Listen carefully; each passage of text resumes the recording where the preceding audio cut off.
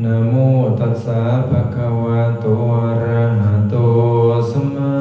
สัมพุทธัสสะนะโมตัสสะภะคะวะโตอะระหะโตสัมมาสัมพุทธัสสะนะโมตัสสะภะคะวะโตอะระหะโตสัมมาสัมพุทธัสสะสีสุภาสวัสดีอดิเรกชัยศรีสวัสดีจงมีแก่ฝูงข้าทั้งหลายทั้งเทพานาคุตเทพบุตรเทพยุดาอินพรหมยมมาลาชผู้องค์อาจกาหารจึงได้บงการลงมาอยู่เป็นชัยมงคลนันวิเศษมือนี้ภาคเกตเข้าสู่ราศีเป็นวันดีสุดขนาดอินทผาพรหมติยังทั้งนาวังขาดคู่พร้อมกันอยู่ซ่อนล้อนพระอาทิตย์จรจันทฤกษ์อังคารถึกมหาชัยพุทธพฤหัสไปเป็นโชคสุขเสาร์ใดอุตตมโยพรรักนาอันนี้ตามตำราว่าได้เลิกถึกหน่วยชื่อว่าอุตตมราศีวันนี้เป็นวันดีอันประเสริฐถือว่าเลิศมงคลปุ่นแป้งดีแต่งแล้วผ้าขวัญแก้วยกโยมามีทั้งเท้าพญาเสนาและอามาตย์ทั้งนักปราชญ์และปุโรหิตทั้งบัณฑิตและชาวเมืองมาพังพรมเท่าแก่พ่อแม่มานั่งล้อมสาธุการบัว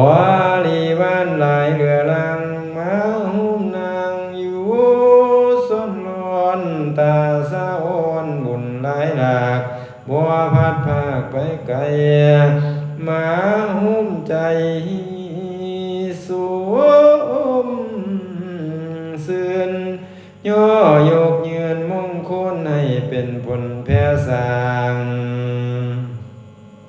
ทุระอันความดีรวมกันมากระทำลาบาสี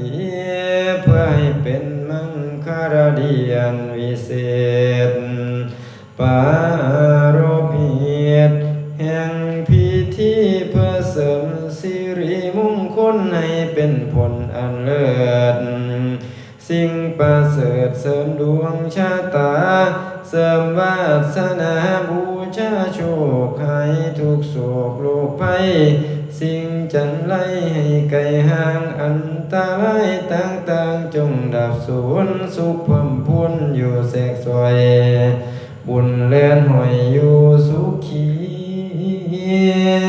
บุญนิมิตตาโรคีสิ่งบดีจงให้เสียงขอเข็นเกี่ยงหนีห่างไกลมีแต่ความสุขสดใสเพิดแผ่วขอความดีที่คุณพ่อใช้ทวัดได้สร้างไว้แล้วงามผ่องแผ้วดังแก้วอัญมณีพระลามีทรงผลให้หายป่วยบุญอำนวยช่วยขจัดทุกโศกโรคโรคาให้มีอายุวัสายืนยาวยิ่งงามเพียงพิงที่ราคาให้คุณพ่อใช้ทวัดยอดประทุมวันประสบพบพาแต่ความสุขเกษมสำราญทุกที่ว่าราติการเฮิงยาวนานสืบต่อไปก็ผู้เถิดมาบัดนี้มีลูกหลานลุงป้าอาญาติวงพงษาจึงได้ร่วมกันมา จัดพิธีสมโภชทุกฝ่ายมีแต่ความประโมทสมซื่นปีดาจึงได้จัดหาพานใบายสีวิจิตรบรรจงดีสีสังวานตั้งเนื้อแทนบูชาจึงได้คนควายหาสัพพะอาหารมีหลายหลากหาได้มากประมวลมาแต่งใส่ผ้าป่าไว้ถึงเสื้อตั้งแม่นเมื่อยามดีมีเสียสายบ่เศร้าแล้วก็จึงไปอาราธทานาเอาอาจารย์เจ้าผู้ฉลาดมาดังอาจเอิ้นซึ่งขวัญว่าเสีย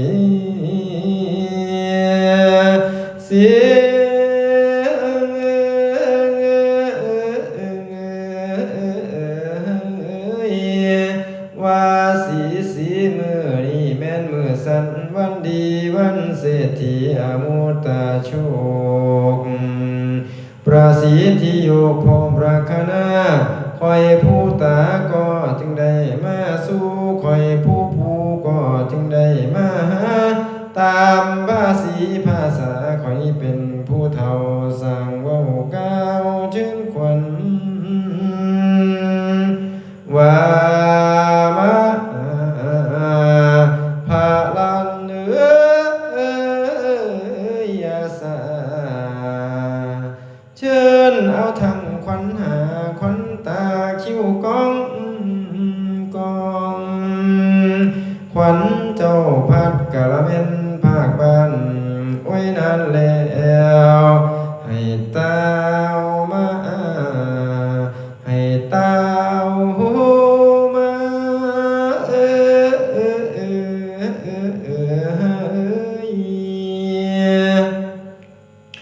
ขวัญเจ้าไปให้ก็ให้มาขวัญเจ้าไปหน้าก็ให้ตาวขวัญอยู่อ่าวนาที่ท้องขวัญไปปองเป็นเจ้าลงไปเว้าอยู่ดอยลมว้อยให้เจ้าตาเอาขึ้นมาว่ามาเยอะขวัญขวัญเจ้าอย่าได้ไปไกลขวัญอย่าได้ลงไปไทยไปลางขวัญเจ้าอย่างน้ำคุณอย่าไปโดนให้เจ้าเต้าได้ยินข่าวให้มาเฮือนป่วยปีเดือนให้ขายขาดโตพญาโตจันไลเพิ่นเอาไปสับปาดโตพญาพาเป็นทั้งข้อเขียนมาหาเพิ่นไลเอาไปใส่ไฟสุมเอาไปคุ้มฟังนนบัดนี้เล่นทินลิ้นพญาอินทั้งฟ้าสั่งว่าให้หายโลกาเป็นพญาแสนหมื่นเป็นพญาหน้าหมื่นสุขล้นเลื่อนมีแห้งโตแข็งแรงหายขาดเบิดพญาตในโตว่าเยอะขวัญ32ขวัญก็ให้มานิมนต์เฮาเก้า12ขวัญก็ให้มาอยู่เหนือในคิงทั้งขวัญแข็งก็ให้มาสมแข่งอยู่ลีลาทั้งขวัญขาก็ให้มาสมขาอยู่ลีลาลันขวัญเที่ยวกลางคืนอยู่นำเนื้อว่ามาเยอะขวัญมาอยู่คิงเจ้าอย่าได้เม็นสาบมาอยู่ขาบเจ้าอย่าได้มินเข้าว่ามาเยอะขวัญเอ่ยกินข้าวพี่ให้เจ้านี่นะเคี้ยวมากพี่ให้เจ้า นี่นาคายให้เจ้าขึ้นมาได้ทองเป่ามากินข้าวกับกล้วยดอมอาเจ้าสายคนเอ่ยให้เจ้าสวนกันมาเหมือนดังพันศาสตร์ให้เจ้ากาดกันมาเหมือนดังเงินเพียงให้เจ้าเคียงกันมาอยู่เดี๋ยวนี้เดี๋ยวนี้นำเดี๋ยวนี้เดี๋ยวนี้นำมาพังพร้อมโอ้ยเพียงกันนั้นเลยนะว่ามาเยอะคนเอ้ยให้ควันเจ้านี่นะมาอยู่เฮือนเสาแก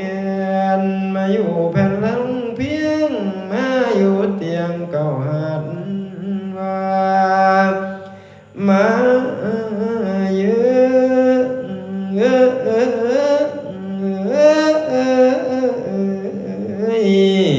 ให้ควันเจ้านี่นะมากินสิ้นปลาถูตัวโตทอข้อนาไข่ควันเจ้านี่นะมากินสิ้นปลาปากตัวทอข้อเหือให้ควันเจ้านี่นะมากินสิ้นปลาเสือตัวทอข้อมาว่ามาเยอะควันเอ๋ยขวัญผู้เป็นคำนั้นให้มาอยู่เว้นไว้ขวัญผู้เป็นวัดได้เป็นไออย่าได้มานิมนต์เฮามีทั้งขวัญผู้เท่านั้นให้ค่อยซักไม่ควันเท่าตามหลังมาอยู่จุบว่าเด้อขวัญเอ่ยมานำทางเป็นคุณทองมานำห้องเป็นคุณเที่ยวมากินข้าวต้มและของหวานมากินน้ำตาลและน้ำอ้อยพอพามเอิ้นจอยขวัญเจ้าให้ด่วนมาให้ด่วนมา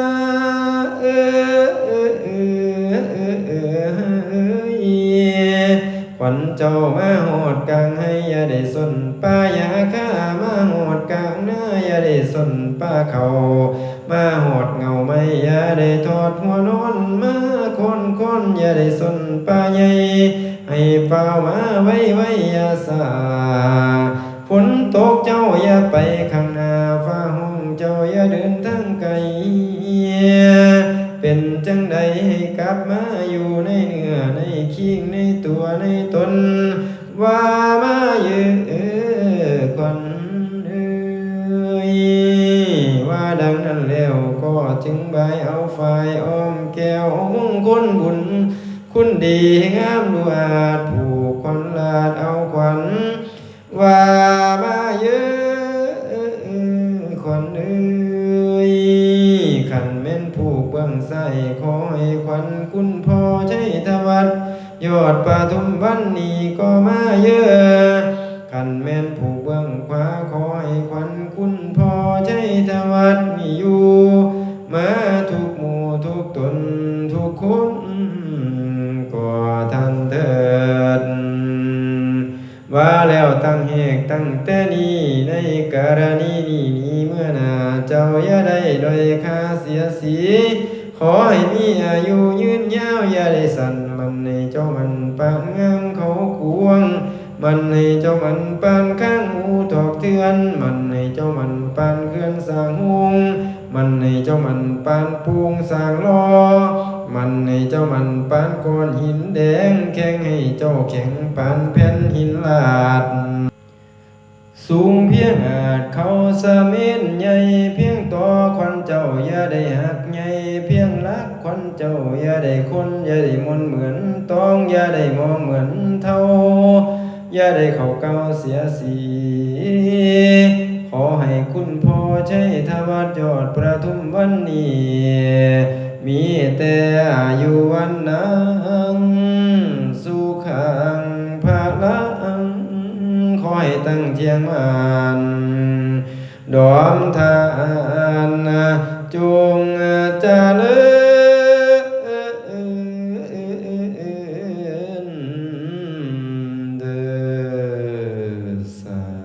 ธุ